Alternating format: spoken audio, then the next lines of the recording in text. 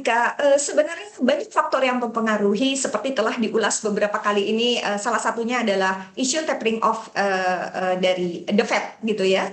Jadi kita lihat memang dalam September ini pun pergerakannya masih akan sideways gitu. Kalau kita bicara tapering off, Monica, kita selalu bicara mengenai global liquidity, kita selalu bicara mengenai aliran dana asing, terutama ke emerging market, termasuk Indonesia, pasti akan terjadi outflow, dan kita juga selalu bicara mengenai volatility di hampir semua aset kelas. Nah, tetapi kalau dari sudut pandang kami, tapering off kali ini akan berbeda dengan tapering di tahun 2013 yang lalu. Kita tahu bahwa subprime mortgage crisis di US tahun 2008 itu membuat mereka harus mengimplementasikan QE atau quantitative easing. Nah, sehingga memang ada aliran atau dana masuk ke Indonesia saat itu ya, sejak 2008 hingga 2013 sekitar 120 triliun. Tetapi kalau kondisi saat ini berbeda ya, justru memang baru di 2021 ini aja ada inflow dari asing meskipun sedikit, tetapi secara net add-nya tetap negatif outflow sebesar 65 triliun.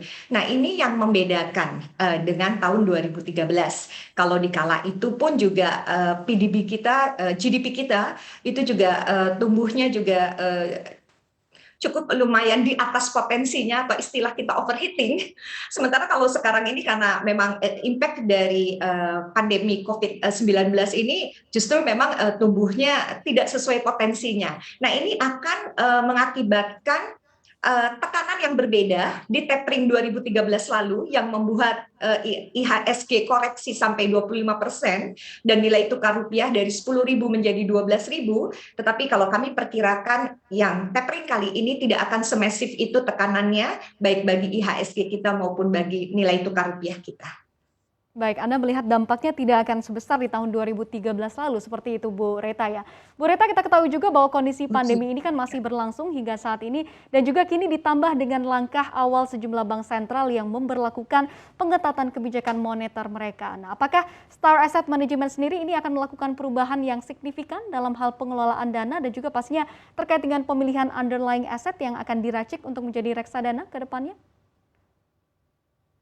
Monica, kami Star Asset Management selalu berusaha catch up dengan semua perkembangan global maupun domestik tentunya ya.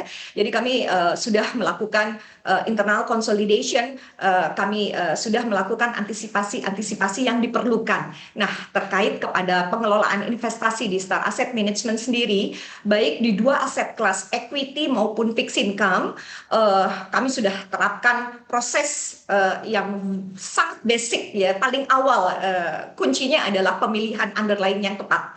Jadi kami ambil dari 3 faktor utama, yaitu bagaimana fundamentalnya, kemudian yang kedua bagaimana likuiditasnya, dan yang ketiga adalah buat kami penting adalah sustainable business orientation behind. Nah, jadi ketiga hal ini yang kami adopt untuk pengelolaan investasi kami baik di aset kelas saham maupun obligasi.